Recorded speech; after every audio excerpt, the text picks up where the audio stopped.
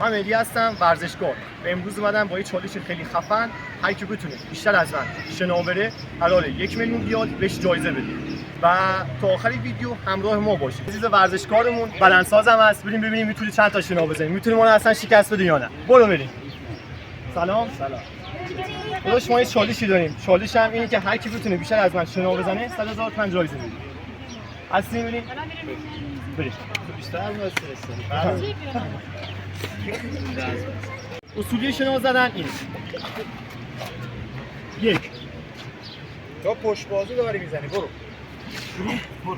1 2 ماشاءالله 3 4 5 10 30 تا 1 2 3 4 5 6 7 8 ماشاءالله ماشاءالله ماشاءالله. دو تازه اون ماشاءالله. آقا نمیگم ماشاءالله واقعا عالی بود. چالش بعدی با دوست مکانیک و بدنسازه. بریم ببینیم این دفعه هم شکست می‌کنیم یا برنده مسابقه میشیم. بزن بریم. سلام. سلامازی.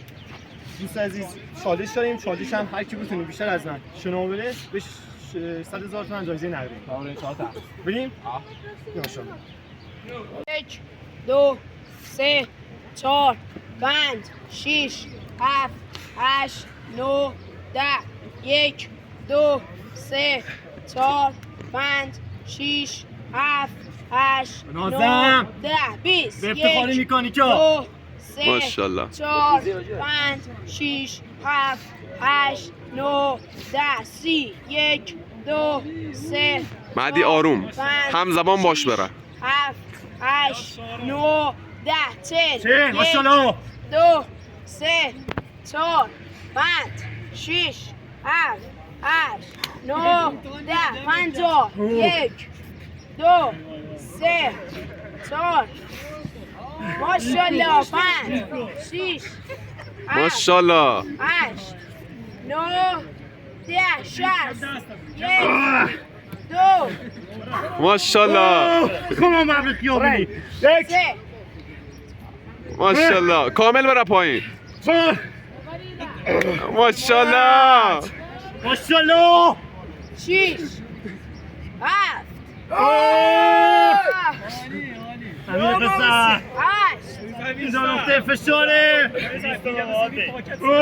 9 برو یکی عقبی ها.